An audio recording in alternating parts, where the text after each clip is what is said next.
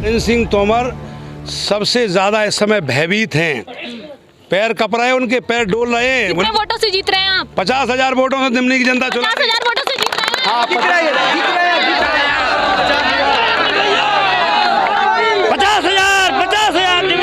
उनके साथ एक भी आदमी दिमनी विधानसभा का नहीं चल रहा है। सब बाहर से बुलाए, कोई बनारस से, कोई इंदौर से, कोई भोपाल से भी दलाल जो आ गए यहाँ, उनके पास वोट नहीं है।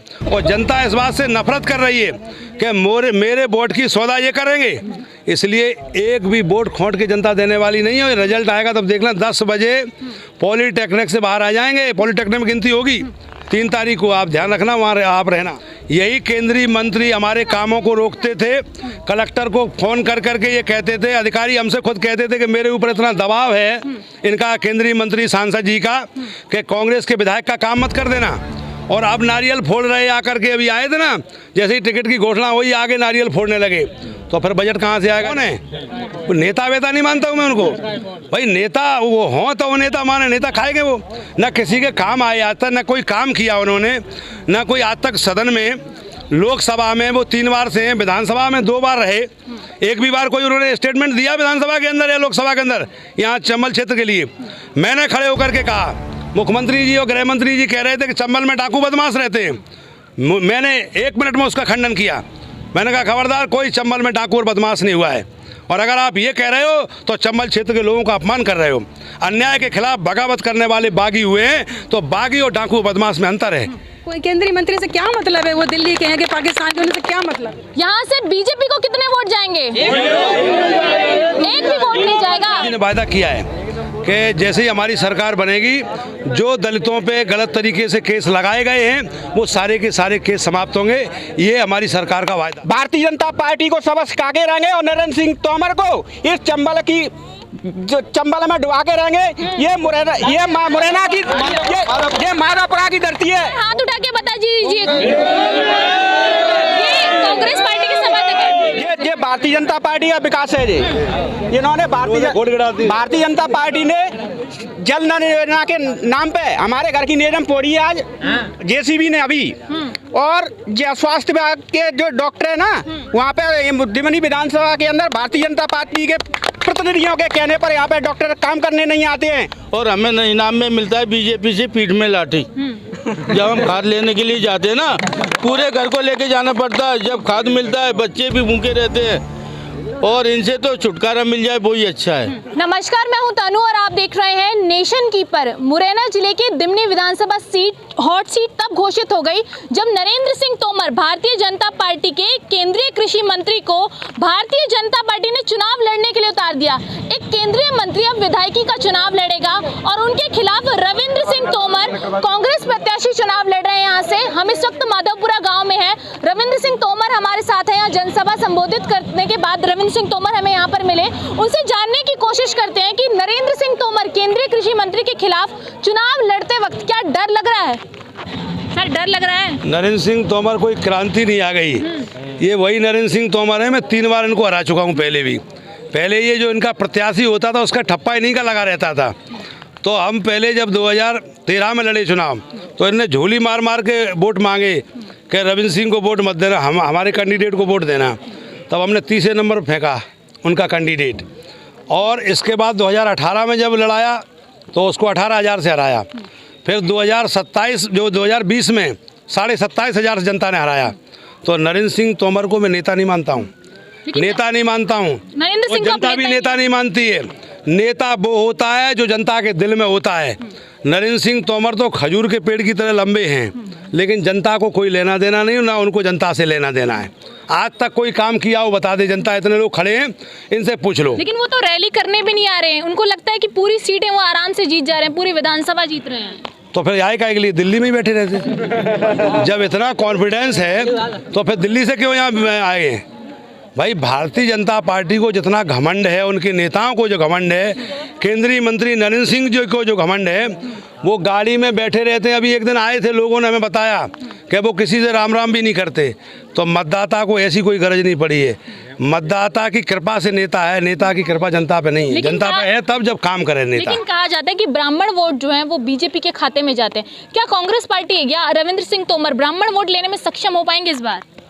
दलित समाज के भाइयों का वोट, ओबीसी समाज के भाइयों का वोट, ब्राह्मण समाज का, क्षत्रिय समाज का, सर्वहारा वर्ग का वोट किसी को मिलेगा तो वो रविंद्र सिंह तोमर भड़ौसा विधायक दिमनी को मिलेगा।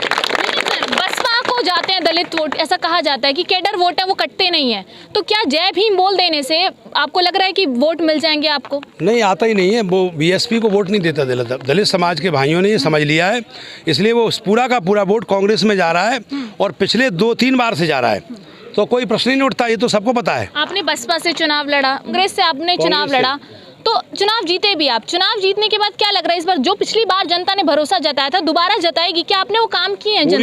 पूरी तरह से जनता का विश्वास है, क्योंकि जनता के बीच में सुख दुख में मरे गिरे में हमेशा हम उपस्थित रहते हैं। जनता दरबार लगा के लोगों की बात सुनते हैं, लोगों के काम करते हैं।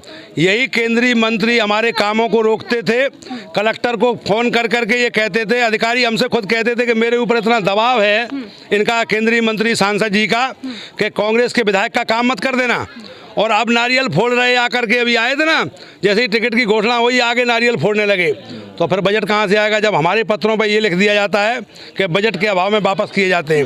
लोकतंत्र की हत्या सबसे ज़्यादा अगर किसी काल में हुआ है तो ये की है भाजपा ने। और मैंने विधानसभा में क्वेश्चन उठाया था कि विधायिका की गरिमा को समाप्त करने का काम किसी ने किया है तो भारतीय जनता पार्टी की सरकार ने किया है। देखिए, नरेंद्र सिंह तोमर ये दावा करते हैं कि मेरा काफिला जहां से चलता है वहां पे जनसभा करने की मुझे जरूरत नहीं होती, जनता का मुझे पूरा समर्थन मिलता है। कह रहे हैं काफिला, गाड़ियों का बहुत लंबी लंबी गाड़ियां चल रही हैं, 10-20 गाड़ियों का काफिला निकल रहा है, तो क्या जनता वो काफिला देख के वोट करने वाली है? गाड़ियों में वोट नहीं भरे, वोट देती जनता।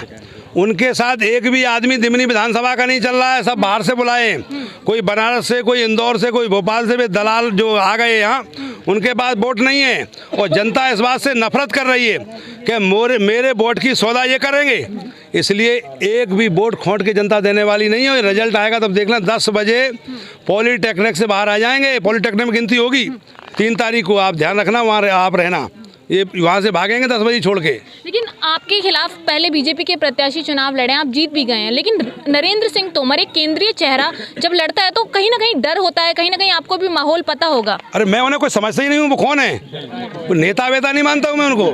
भाई नेता वो हों तो वो नेता माने, नेता खाएंगे वो, ना किसी के काम आए आज तक, ना कोई काम किया उन्होंने, ना कोई आज तक सदन में, लोकसभा में वो 3 बार से हैं, विधानसभा में 2 बार रहे, एक भी बार कोई उन्होंने स्टेटमेंट दिया विधानसभा के अंदर या लोकसभा के अंदर यहाँ चंबल क्षेत्र के लिए? मैंने खड़े होकर के कहा, मुख्यमंत्री जी और गृह मंत्री जी कह रहे थे कि चंबल में डाकू बदमाश रहते हैं, मैंने 1 मिनट में उसका खंडन किया। मैंने कहा खबरदार, कोई चंबल में डाकू और बदमाश नहीं हुआ है, और अगर आप ये कह रहे हो तो चंबल क्षेत्र के लोगों का अपमान कर रहे हो। अन्याय के खिलाफ बगावत करने वाले बागी हुए हैं, तो बागी और डाकू बदमाश में अंतर है। तो पूरे मध्य प्रदेश का क्या माहौल है? पूरे मध्य प्रदेश को कांग्रेस पार्टी जीत रही है? पूरे मध्य प्रदेश में प्रचंड बहुमत आ रहा है, प्रचंड बहुमत आ रहा है, और भारतीय जनता पार्टी कोमा में चली गई है। बीजेपी कोमा में गई है? हाँ, चली गई। देखिए, नरेंद्र सिंह तोमर का काफिला गुजर रहा था और काफिले से टक्कर लग गई थी। मौके पर रविंद्र सिंह तोमर मौजूद थे, उस परिवार से भी मिले, लेकिन सवाल ये भी है कि क्या काफिले का टक्कर मारने के बाद क्या अब तक कोई ऐसी अपडेट है कि उन परिवार से मिला गया है? क्या सर उस परिवार से मिलने आए नरेंद्र सिंह तोमर? आप भी थे मौजूद उस समय, उन गरीबों ने क्या कहा था, मेरे पास कोई आया नहीं, बल्कि हमें कोई छोड़ने मिला, कोई गाड़ी पटक के चली गई बाहर।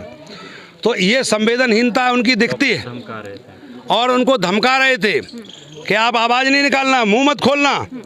तो इस तरह का जो माहौल अभी जो बना हुआ है, लोग जानते हैं कि आज जब ये विधायक बन नहीं पाए तब ये हालत है, और बनाएंगे तो क्या हालत होगी, इसलिए कोई वोट देने वाला नहीं है, सब जानते हैं इस बात को। और नरेंद्र सिंह तोमर सबसे ज़्यादा इस समय भयभीत हैं, पैर कप रहे हैं, उनके पैर डोल रहे हैं। कितने वोटों से जीत रहे हैं आप? 50,000 वोटों से दिमनी की जनता चुना 50,000 वोटों से जीत रहे हैं?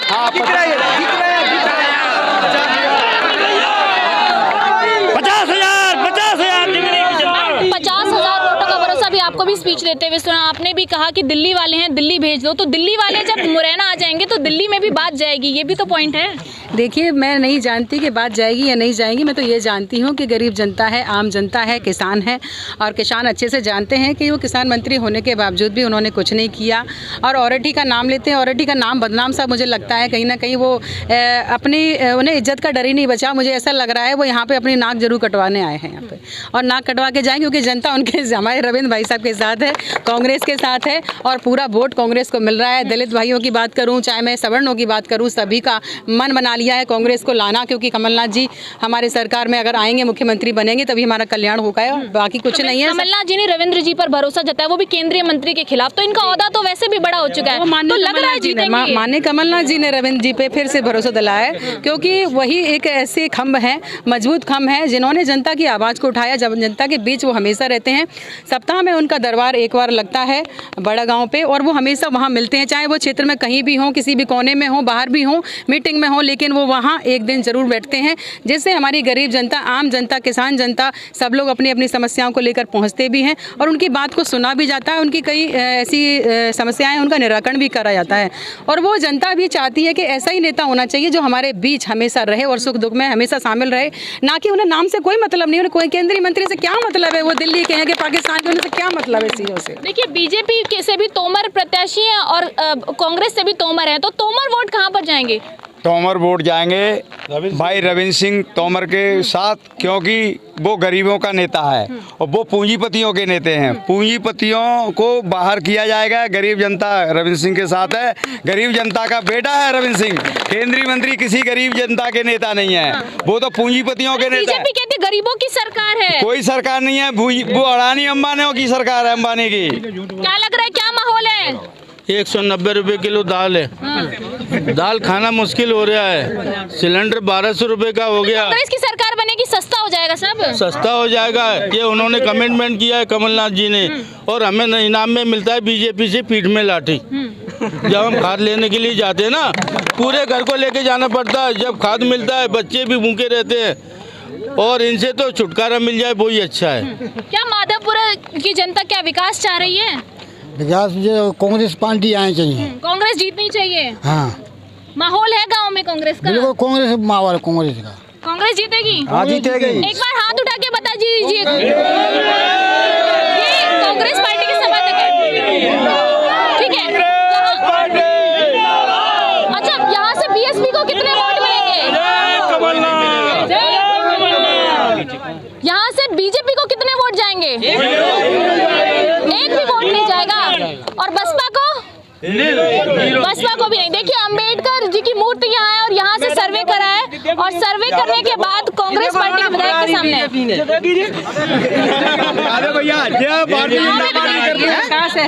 ये भारतीय जनता पार्टी का विकास है जी।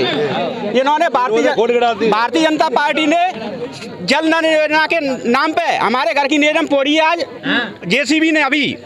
और स्वास्थ्य विभाग के जो डॉक्टर है ना, वहाँ पे दिमनी विधानसभा के अंदर भारतीय जनता पार्टी के प्रतिनिधियों के कहने पर यहाँ पे डॉक्टर काम करने नहीं आते हैं, और जब फोन लगाया जाता है ना, तो जाके कहते हैं कि यहाँ तो ये सरपंच है ना यहाँ का, उसके सारे पे काम हो रहा है, जाओ, और दोहरी नीति से यहाँ पे काम होता है। हम इस विधानसभा के अंदर भारतीय जनता पार्टी को सबक काके रहेंगे, और नरेंद्र सिंह तोमर को इस चंबल में डुबा के रहेंगे। ये मुरैना की, ये माधवपुरा की धरती है, ये यहाँ पे कुर्बानियों की धरती है। यहाँ पे 2 अप्रैल के अंदर इस भारतीय जनता पार्टी की सरकार ने हमारे संविधान को तोड़ करके इन्होंने हमारी SC एक्ट को बरकरार के खत्म किया था, और हमारे 2 अप्रैल के भाइयों ने आंदोलन करके उसको जीत हासिल की।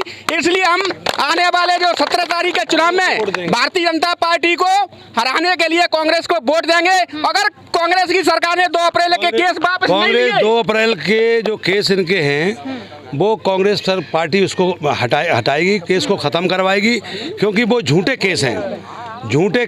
और ये कमलनाथ जी ने वायदा किया है कि जैसे ही हमारी सरकार बनेगी, जो दलितों पे गलत तरीके से केस लगाए गए हैं वो सारे के सारे केस समाप्त होंगे। ये हमारी सरकार का वायदा है। बहुत बहुत धन्यवाद। देखिए, कमलनाथ जी ने मैनिफेस्टो में कई वादे किए हैं, और वो वादे क्या भारतीय जनता पार्टी के विरुद्ध एक बड़ा मिशन है कांग्रेस पार्टी की तरफ से, ये देखना बेहद अहम होगा। कमेंट सेक्शन में अपना जरूर दें। वीडियो कैसी लगी? नमस्कार।